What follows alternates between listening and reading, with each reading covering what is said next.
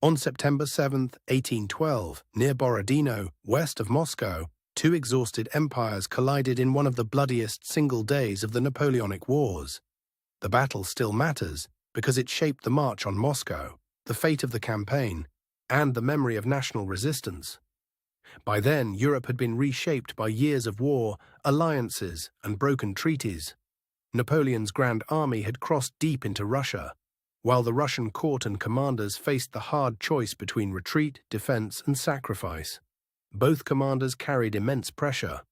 One needed a decisive victory to force peace, while the other had to preserve the army even at terrible cost, knowing Moscow itself was now within reach. The armies were enormous, but not equally fresh. Soldiers marched with worn boots, limited food, and tired horses, while artillery, muskets, wagons, and supply lines strained under the demands of a vast campaign. The road to Borodino was a road of attrition.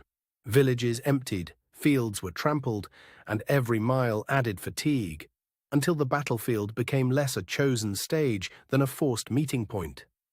Borodino's terrain favored defense in some places and confusion in others. Low ridges, streams, and open ground created deadly lanes for artillery, while woods and folds in the land hid movements from view. The weather was not dramatic enough to decide the battle, but it mattered all the same. Smoke lingered, visibility changed by the hour, and damp ground and dust shaped how men moved and fought. The Russian plan centered on delay and denial, using prepared positions to absorb attacks and force the enemy into costly assaults. The French plan aimed to break the line quickly, then turn pressure into collapse.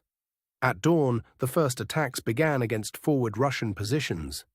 Artillery opened the day, and the battlefield slowly filled with smoke as both sides tested the strength of the line. The opening struggle centered on outworks and field fortifications.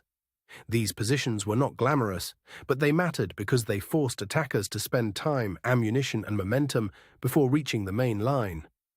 As the morning wore on, pressure shifted toward the battlefield's strongest points. Each side tried to concentrate force where a breakthrough might matter most, while reserves waited in anxious silence behind the line.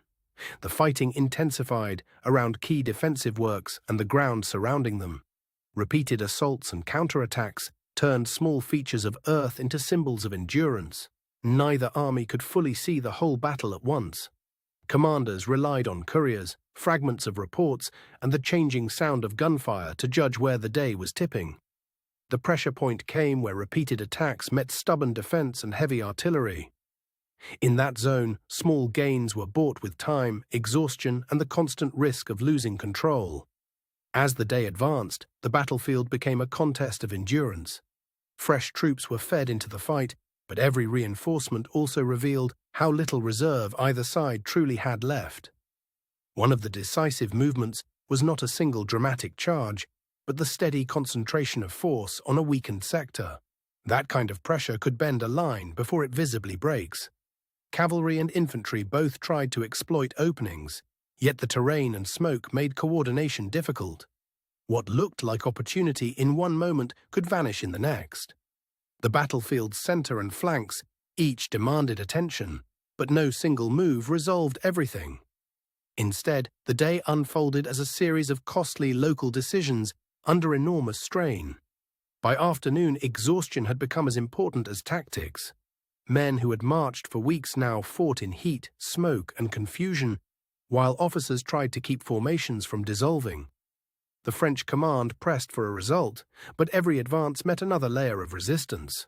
The Russians, though battered, continued to trade space for time and preserve the core of their army.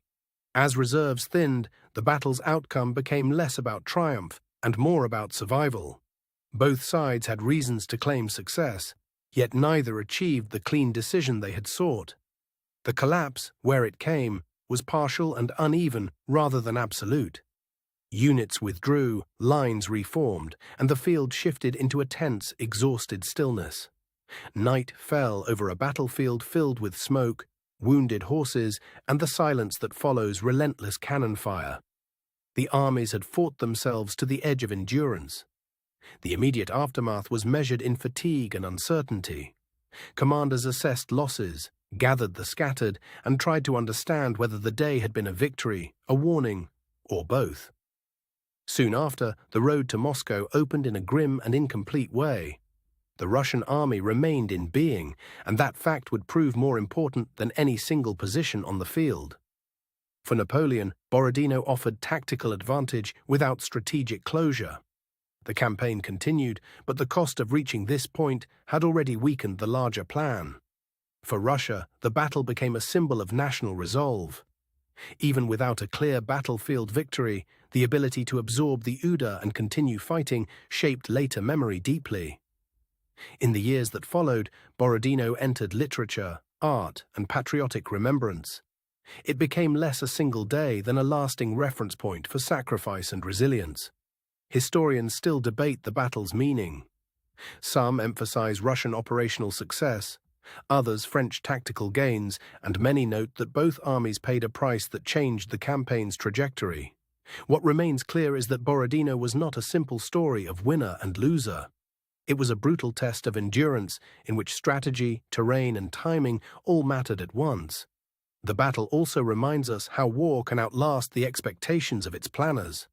Armies may seek a decisive day, but campaigns often turn on accumulation, fatigue, and political will. Today, the Borodino landscape is quieter, but the ground still carries memory. Fields, ridges, and memorial spaces invite reflection on how much history can happen in one day. Visitors now see a pastoral setting rather than a battlefield of smoke and cannon. Yet the scale of the land still helps explain why movement, visibility, and distance mattered so much. Standing there, it is easier to understand the limits faced by commanders and soldiers alike. The terrain was broad enough to hide uncertainty, but not broad enough to escape consequence. Borodino endures because it sits at the meeting point of military history and human endurance. It shows how a battle can be both indecisive in the moment and decisive in memory. More than 2 centuries later, the field near Moscow still asks the same question of every visitor. What does victory mean when an army survives, but a campaign begins to unravel?